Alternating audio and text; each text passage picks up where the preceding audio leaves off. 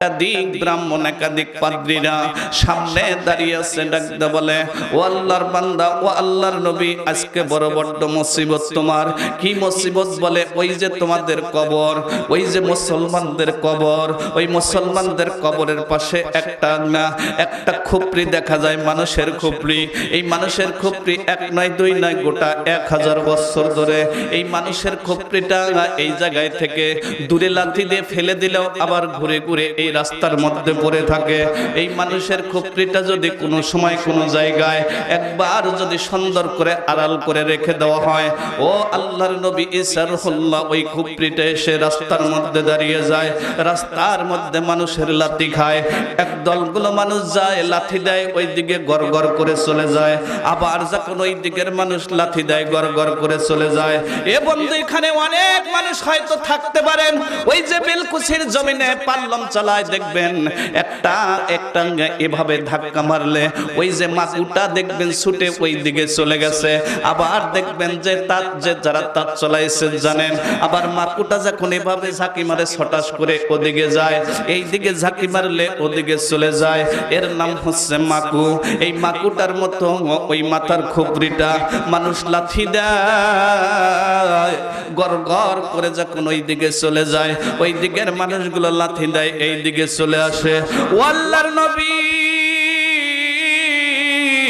এতদিন পর্যন্ত আমাদেরকে তোমার আল্লাহর পক্ষে দাওয়াত দিতেছো, দাওয়াত দিয়েছো, আমরা গ্রহণ করি নাই। তবে আজকে তোমার কাছে একটা পরীক্ষা, এই পরীক্ষায় যদি পাশ করতে পারো, তাহলে আমরা এই যে 1000 পাদ্রী আছি, এই যে পাদ্রীগুলো তোমার হাত ধরে কালেমা গ্রহণ করব, তোমার আল্লাহর দিন মেনে নিব। যদি তুমি এই কাজটা করতে পারো, কাজটা হলো ওই খাপড়ির মাথায় আঘাত করে যদি কথা বলাতে পারো, তাহলে মনে করব তুমি আসলেই নবী।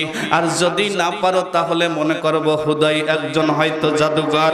না না না না, তুমি যদি এইটা পারো, তাহলে তোমার হাত ধরে কালেমা গ্রহণ করব।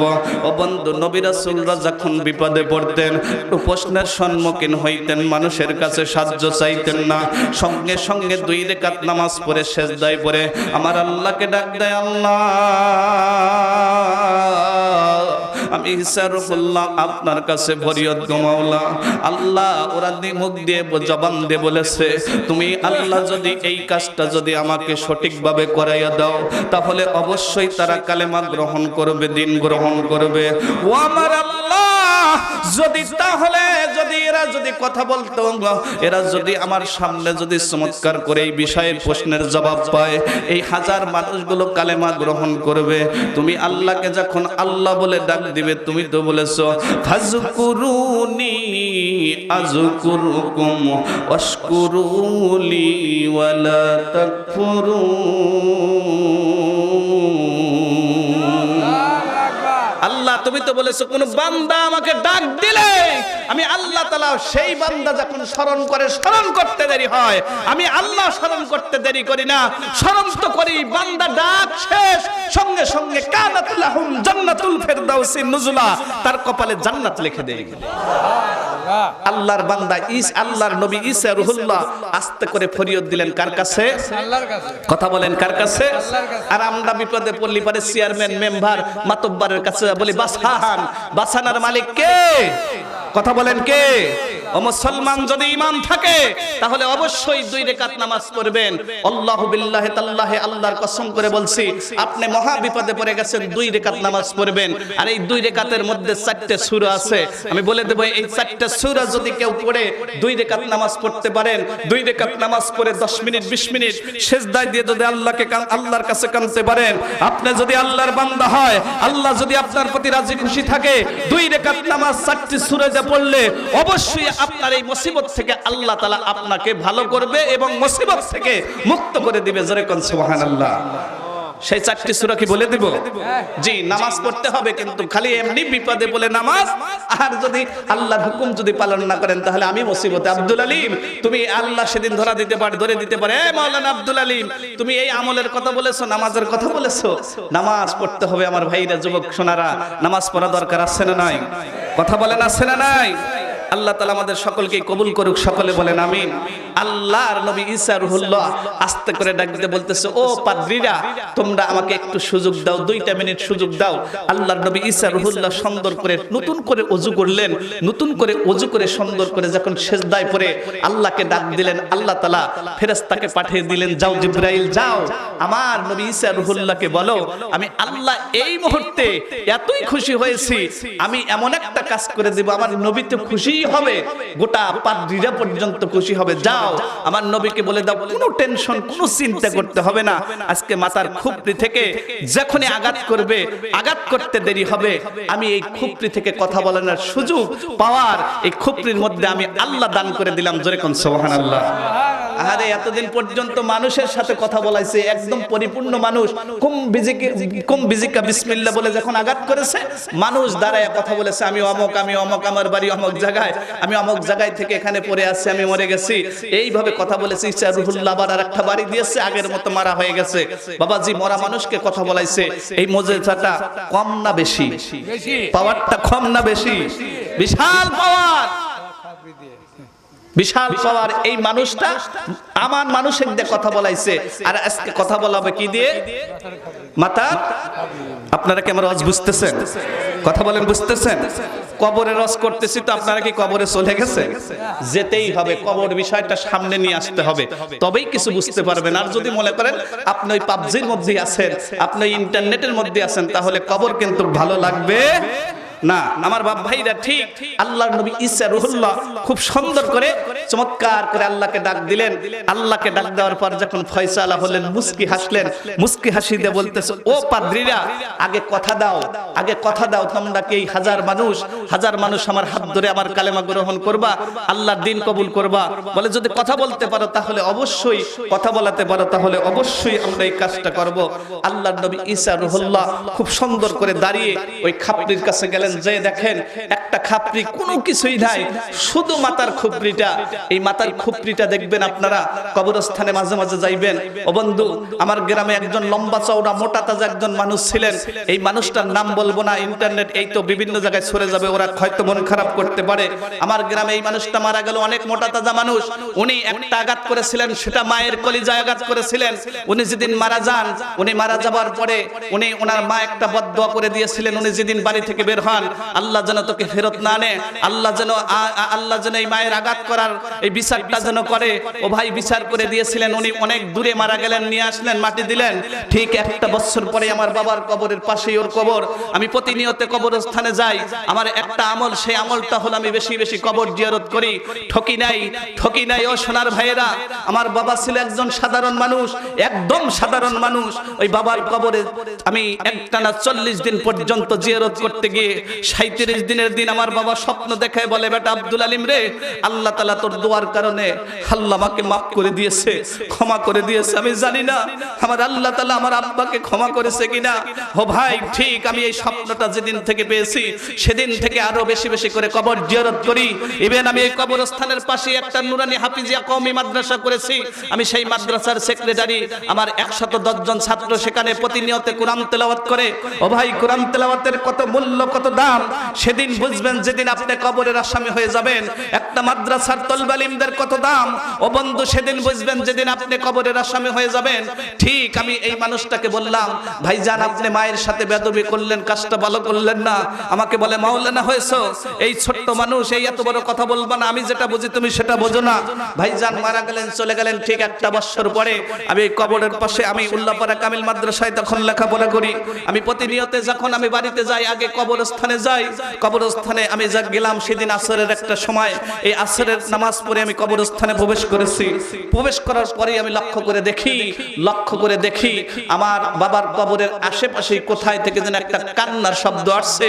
একদম এতই গদগদ কণ্ঠে কান্নার শব্দ আসছে। ভাইজান, আমি এই কবরটা খুঁজতে শুরু করলাম, কোথায় এই দৃশ্যটা হবে। আমি চতুর্দিকে খুঁজতে যখন পাইছি না, হঠাৎ করে লক্ষ্য করে দেখি আমার বাবার কবরের এই অপোজিট সাইডে যে কবর, এই কবরের মধ্যে হইতে এই আলামতটা আমি কান লাগাইলাম। লক্ষ্য করে দেখি কবরের সামনে দিয়ে একদম ফাঁকা হয়ে গেছে। আমি লক্ষ্য করে দেখি ওই কবরের মধ্যে ওই লাশটা একদম কঙ্কাল অবস্থায় উপরে উঠে আছে। আমি ভয় করলাম না, আমি আল্লাহকে ডাক দিলাম, আল্লাহ তুমি এই বান্দাকে কি করেছো জানি না। আমি ঠিক তখন শুরু করে দিলাম সূরা ইয়াসিন আর রহমান, আমি যতটুকু জানি সেই অনুপাতে আমল করতে শুরু করলাম।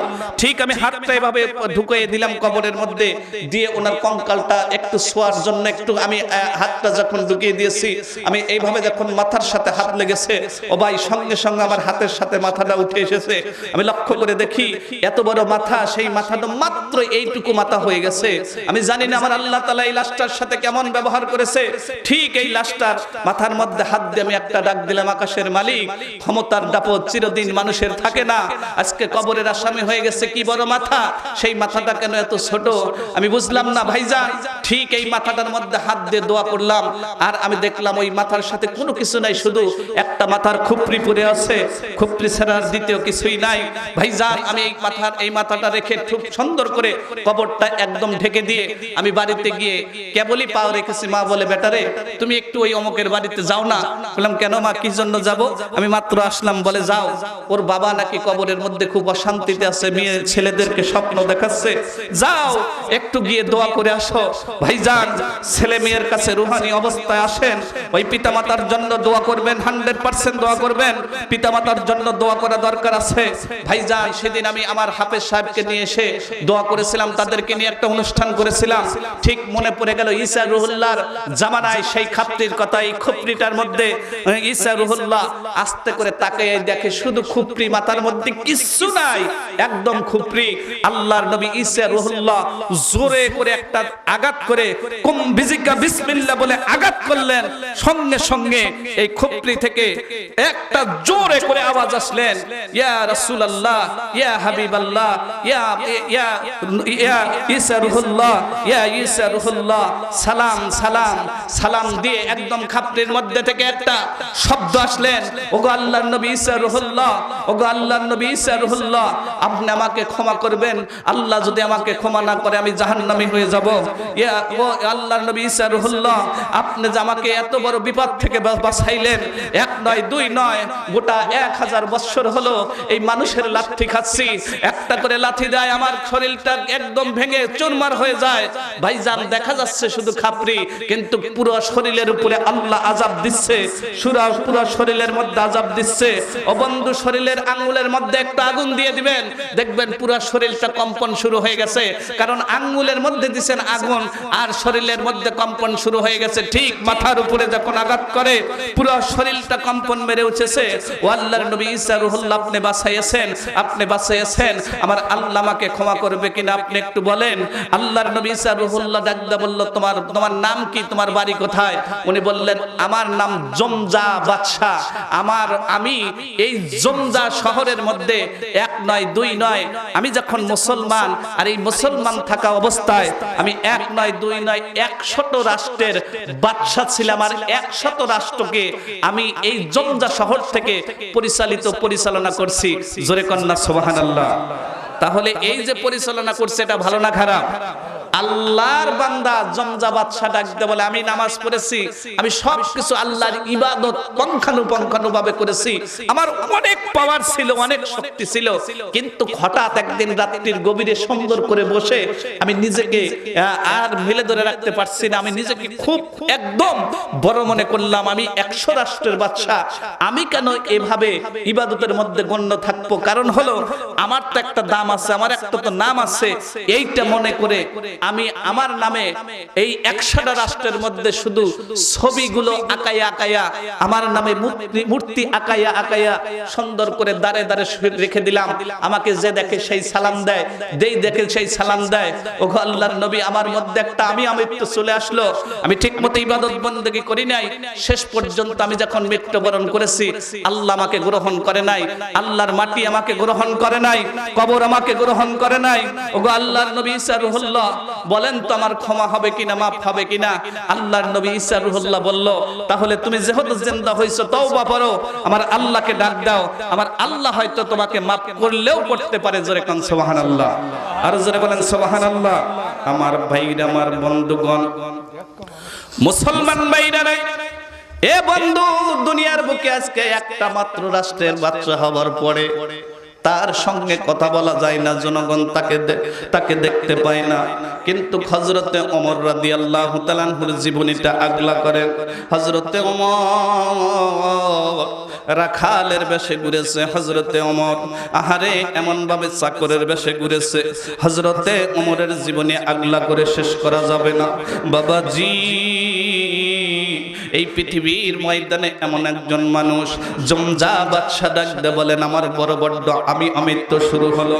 আল্লাহর নবী সাল্লাল্লাহু, আমি মরে মরে দাঁড়ে দাঁড়ে আমার ছবিগুলো আঁকাইলাম। আর যারা শিল্পরা আমার এই ছবিগুলো আঁকাইতে শুরু করলো, তাদেরকে বেতন ভাতা দিয়ে রাখতে শুরু করলাম।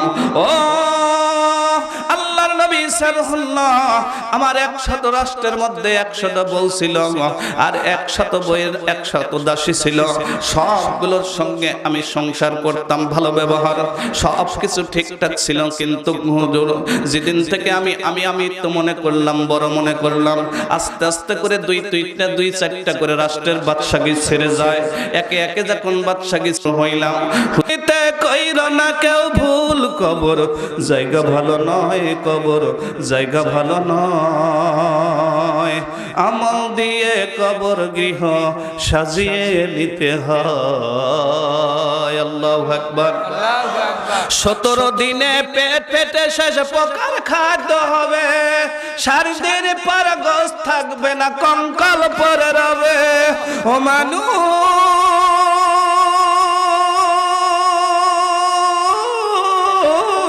ও মানুষ, 17 দিনে পেট পেটে শেষে পোকার খাদ্য হবে। 4 দিন পর গোশত থাকবে না, কঙ্কাল পরে রবে। 90 দিনে হাড়গুলো সব, 90 দিনে হাড়গুলো সব আলাদা হয়ে রয়। কবর জায়গা ভালো নয়, কবর জায়গা ভালো নয়। আমল দিয়ে কবর গৃহ সাজিয়ে নিতে হয়। কবর জায়গা ভালো নয়, কবর জায়গা ভালো নয়। আমল দিয়ে কবর গৃহ সাজিয়ে নিতে হয়। আল্লাহু আকবার। আর জোরে বলেন আল্লাহু আকবার। আমার ভাইরা, আমার বন্ধুগণ, আবু বকর ডাকতে বললেন, ইয়া রাসূলুল্লাহ, ইয়া হাবিবাল্লাহর সাহাবী হযরতে ওমর, ওই কবর দেখে আমার বড় বড্ড ভয় হয়। ওই কবর কারোর জন্য জান্নাতের বাগিচা, আবার কারোর জন্য জাহান্নামের গর্ত। ও নবীর সাহাবী ওমর, তোমার আমলটা হয়তো আল্লাহর দরবারে কবুল হয়েছে, আল্লাহর দরবারে কবুল হয়েছে। হযরতে ওমর ডাকতে বলে, আবু বকর ভাইরে, আমার ইবাদত হয়তো আল্লাহর দরবারে কবুল হলেও হতে পারে, কিন্তু তোমার 1 রাতের সওয়াবটুকু আমারে দিবানি। তুমি যদি আমাকে 1 রাতের সওয়াব দাও, আমার জিন্দেগীর সওয়াবগুলো তোমাকে দিয়ে দিব। এই কথা বলার সঙ্গে সঙ্গে আবু বকর ডাকতে বলেন, ভাই ওমর, আমি অবশ্যই তোমারে দিয়ে দিব। তুমি কি তোমার ইবাদতগুলো দিয়ে দিবা?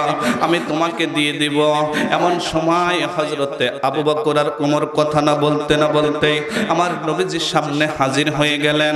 আমার নবীকে ডাকতে বললেন, ইয়া রাসূলুল্লাহ, ইয়া হাবিবাল্লাহ, ইয়া রাসূলুল্লাহ, ইয়া হাবিবাল্লাহ। ওমর রাদিয়াল্লাহু তাআলা আনহু ডাকতে বলেন, নবী গো, এই যে আবু বকরের নেকিটুকু আমি চাই, আর আবু বকর আমার জিন্দেগীর নেকি চাই। হুজুর গো, আমার জিন্দেগীর নেকি আমি দিয়ে দিব।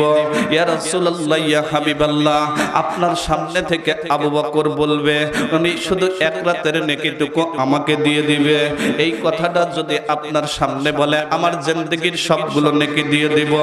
আল্লাহর নবী ডাকতে বলে, আবু বকর, এ আবু বকর, তুমি কি জানো এই পৃথিবীর ময়দানে আল্লাহ রাব্বুল আলামিন যতগুলো মানুষ প্রেরণ করেছে, যতগুলো মানুষ নেকের কাজ করবে, আবু বকর সবগুলো নেকি এক জায়গায় করা হবে। আবু বকর রে, তোমার 1 রাতের নেকি তামাম পৃথিবীর মানুষগুলোর সমান হবে না। জোরে কন্না সুবহানাল্লাহ, আর জোরে জোরে বলেন সুবহানাল্লাহ। ভাইজান, সেই আবু বকর যখন রাষ্ট্র প্রেসিডেন্ট, ওই আবু বকর আমলটা কেমন ছিল? আজকে রাষ্ট্র প্রেসিডেন্ট, আমরা যারা উপর থেকে হুকুম করে নিচের মানুষগুলো মরে শেষ। এই জিকরা, এই শ্রীকোলা, এই এলাকার মধ্যে কত মানুষ মারা গেল রে বাবা। আজকে আমাদের মধ্যে কত মানুষ পুড়িয়ে মানুষ মেরে ফেললো। এ বন্ধু, এই দুনিয়ার বুকে শুধু বাদশা হলে সে তারও হিসাব দিতে হবে, আলেম হলেও হিসাব দিতে হবে, হাজী বান্দা হলেও হিসাব দিতে হবে, বাবার সংসারের দায়িত্ব থাকলে হিসাব দিতে হবে। এ বন্ধু, মা বাবার সঙ্গে খারাপ ব্যবহার করলে হিসাব দিতে হবে। সব জায়গার মূল হচ্ছে কবর। এই কবরের মধ্যে একদিন আমার আপনার যেতে হবে। হযরতে আবু বকরের রাষ্ট্র চলাকালীন একজন বুড়িমা পর্দা করেন, একজন বৃদ্ধ মানুষ পর্দা করেন। পর্দা করতে করতে